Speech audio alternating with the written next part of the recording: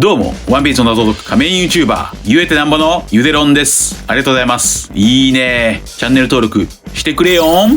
今回は週刊少年ジャンプ2022年14号ワンピース最新話1042話枕言葉は勝者にはつかねえを考察していきます。この1042話はさらにルフィの覚醒が高まってきました。一緒に考えていきましょう。よろしくお願いします。まだ読んでいない人やコミック派の人は多いネタバレを含む内容です。さらに最新話の考察の場合は怒涛の語呂合わせ考察が続きますから、苦手な人は今すぐ動画をストップしてください。よろしいでしょうか。行きましょう。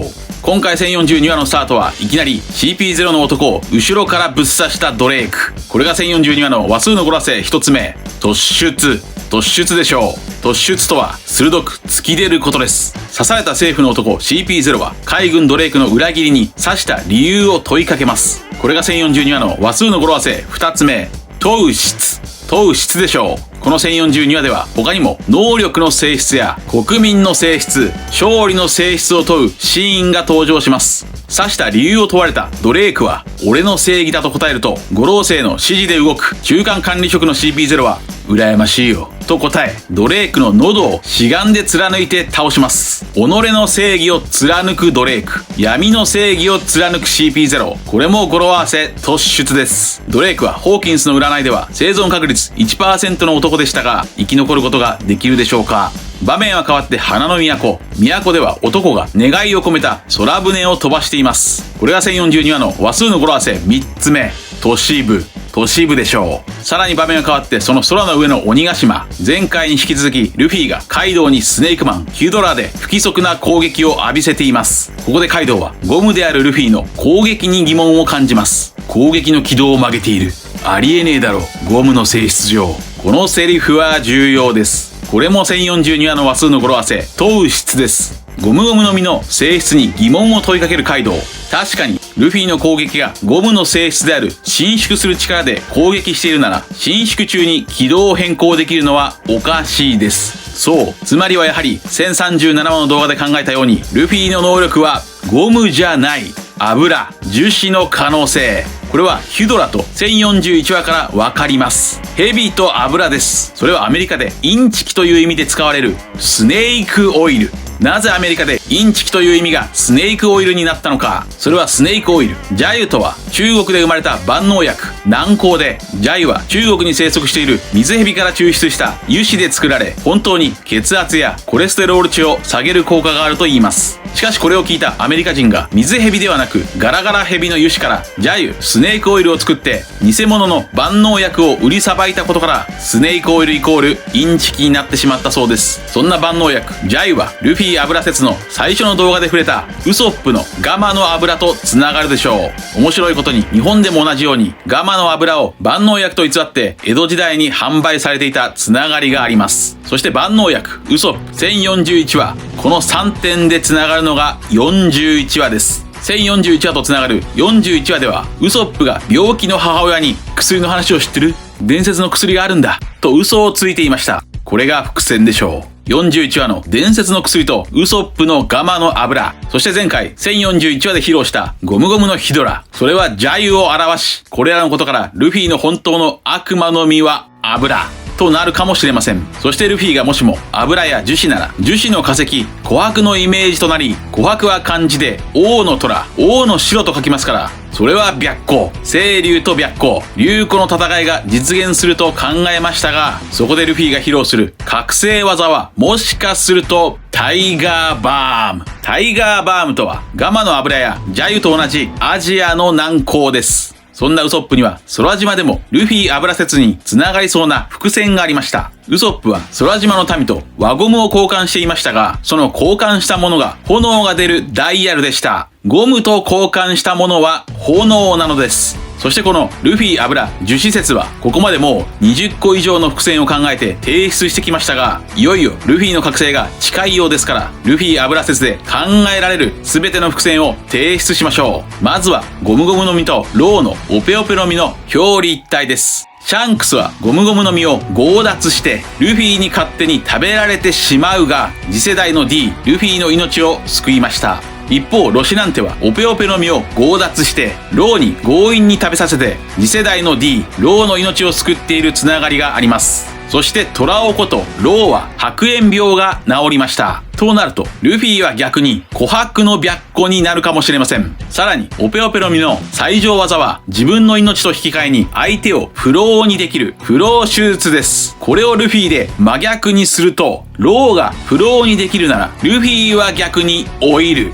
つまり、オイル。ゴムゴムの実の最上技は自分をオイルにできる油技の可能性。さらに5年前ワンピース連載20周年企画で京都を舞台にもう一つのワノ国の話が描かれていますが、そこではトリトリの実原獣種ヌエが登場しています。このヌエはもしかするとルフィと表裏一体かもしれません。ヌエとは鳥のように鳴き、猿の顔と虎の手足、獅子の胴体、そして尻尾は蛇で火をまとう妖怪です。このヌエは得体の知れないものとも言われているそうです。鳥、猿、虎、獅子、蛇、火をまとうという要素はルフィと合致しています。ルフィが持つ技はロックガン、コングガン、ヒュドラ、レオバズーカ、そしてレッドロックです。残るは虎だけ。虎の技をルフィが放てばヌエが完成します。さらに虎といえば小田先生の画集タイガーではルフィと虎が同じポーズで肉を狙っているのも面白いです。そして2とかを合わせると漢字の5。それはギア5。そして以前も考えたようにルフィとカイドウは統一で同一。カイドウがひどく酔っ払っているならルフィは大虎になる。大虎とは日本では酔っ払いのことを大虎と言います。酔っ払いのカイドウが竜ならルフィは酔っ払いという意味の大虎になる。竜子の戦い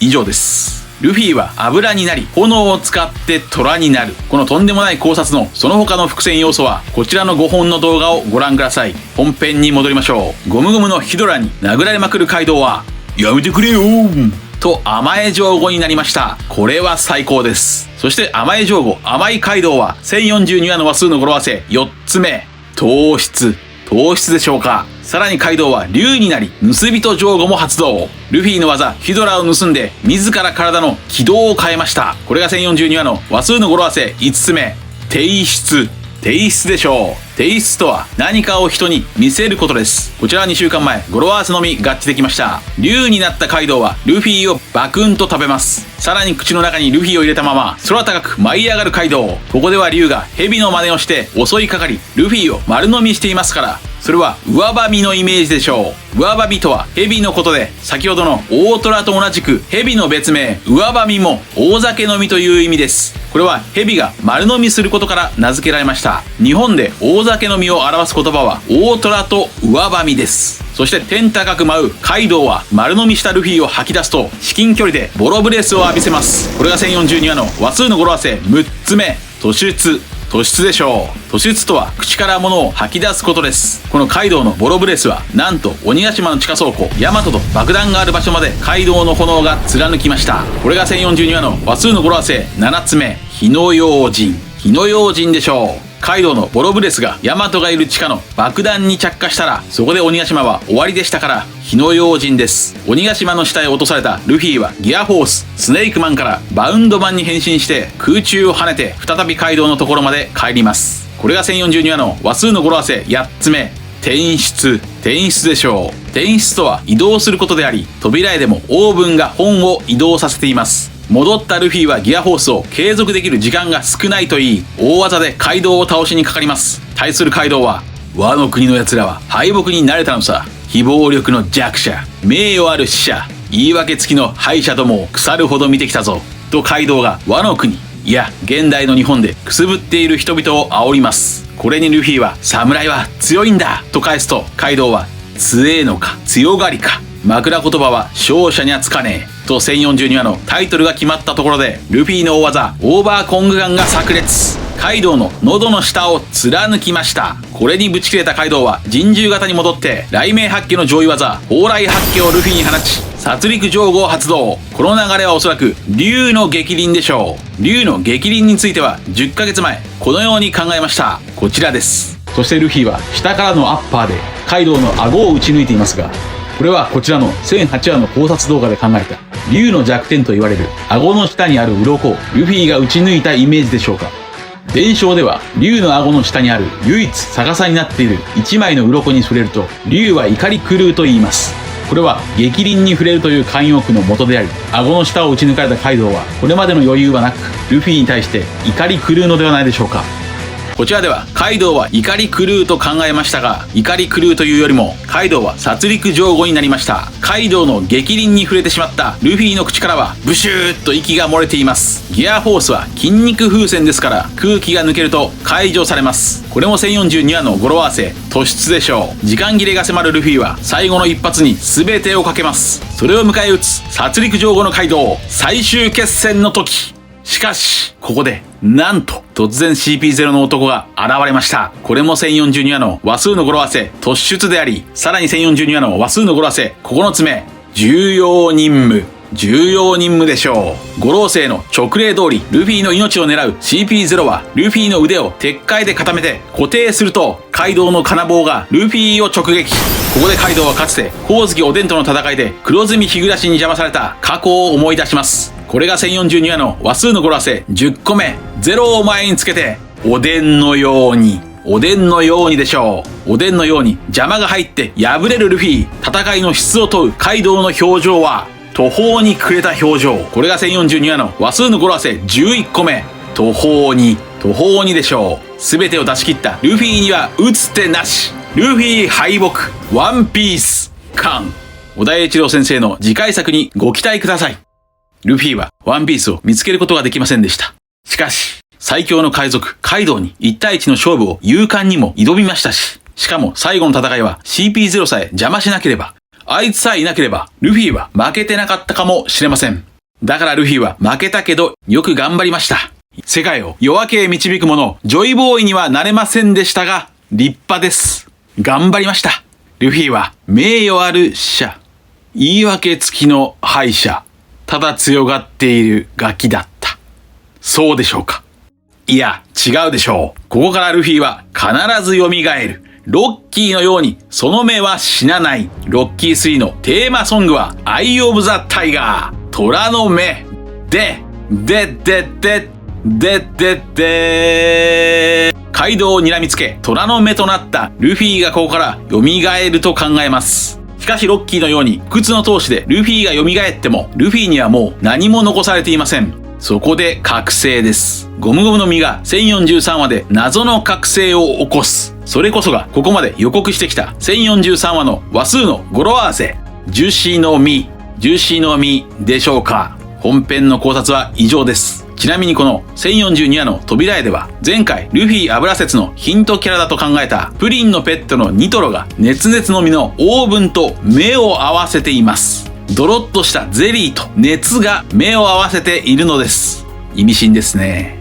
続いてはいつものように次号1043話の話数の語呂合わせから展開を考えてみましょう。1043話の話数の語呂合わせ予想一つ目はこれまで言ってきたようにジューシーの実です。ルフィの悪魔の実が覚醒するとゴムとは違う性質、樹脂の性質が描かれるのでしょうか。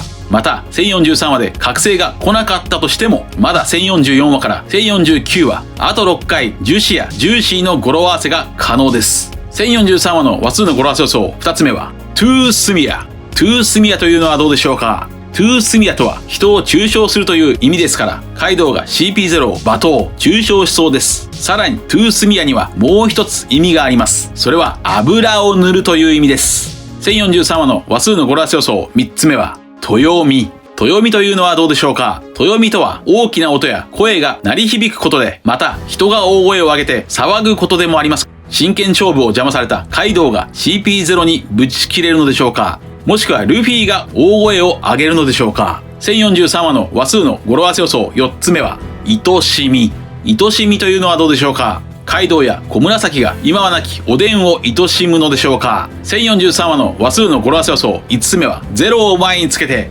落とす実というのはどうでしょうか。敗北したルフィを鬼ヶ島からまたカイドウが落とすのでしょうか。その時落下するルフィは偶然にもこの1042話で空に舞い上げた男の空船の上に落下して助かる。なぜ何度も戦いの最中に祭りが描かれるのか。火祭りとは亡き人へ思いが届く日です。男にも必ず役割があるでしょう。男は死んだ殿安をガマの油で蘇らせようとしていました。ガマとは変える、蘇る。ルフィは油として蘇る。ワノ国の人々の願いが込められた無数の空船に乗って落とされたルフィが鬼ヶ島に蘇る。そんなドラマチックなパターンもあるでしょう。そしてルフィが復活するときはもちろん窮地ほど笑い、笑うほど日課。